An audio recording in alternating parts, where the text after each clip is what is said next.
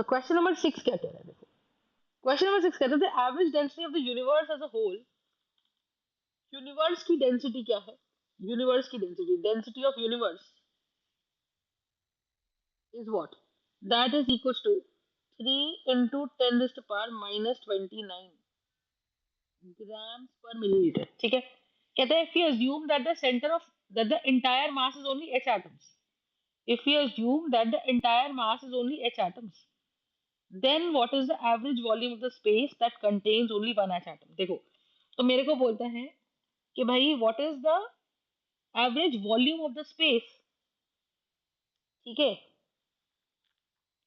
जिसके अंदर सिर्फ एक ही एटम है। मुझे एक बात बताओ, एच एटम की अगर बात करी जाए तो मुझसे वॉल्यूम ऑफ दैट स्पेस पूछ रहा है जहां पे सिर्फ एक ही हाइड्रोजन एटम है, कि भाई पूरा यूनिवर्स है, मान लो ये यूनिवर्स है, इस पूरे यूनिवर्स में भाई H atom H atom H atom H atom ही है, बीच में खाली जगह भी है।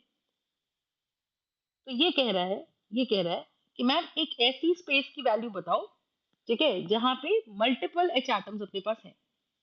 तो हम यहाँ से क्या बोले, हम ये बोले, हम ये बोले कि भाई एच एटम्स है, तो 1 ग्राम अगर एच एटम ले लिए तो 1 ग्राम इसका मोलर मास है, एच एटम्स की बात कर रही हूँ मैं, ठीक है।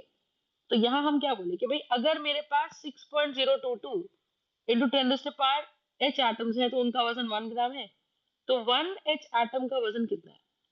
1/6.022 इंटू 10 पावर 23।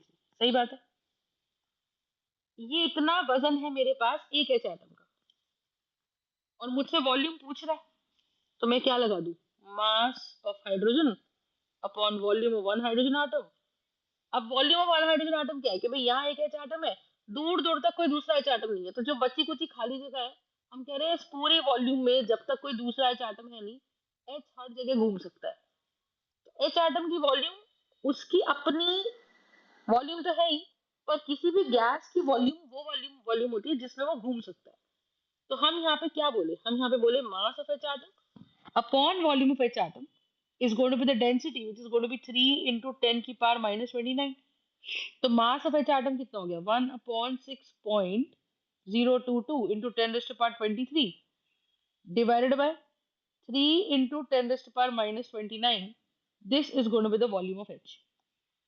तो once you multiply this, right, what will you get, you will say 1 इसको मल्टीप्लाई कर लो, आप सॉल्व करो, जब उसको सॉल्व करोगे तो ऊपर चला जाएगा 10 की पावर 29 पॉजिटिव का और -23, और नीचे आ जाएगा 6.022 इंटू 3।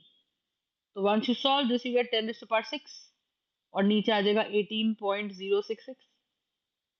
सही है, तो once we have 18.066, once you solve this, तो इतना मिलीलीटर मेरे पास आंसर आ जाएगा। तो इसको ऐसे लिख लो, 100 इंटू 10 की power 4 upon 18.066 milliliters. So we will have what? We will have, this is going to be 5.56 into 10 raised to power 4 milliliters. Are you understanding?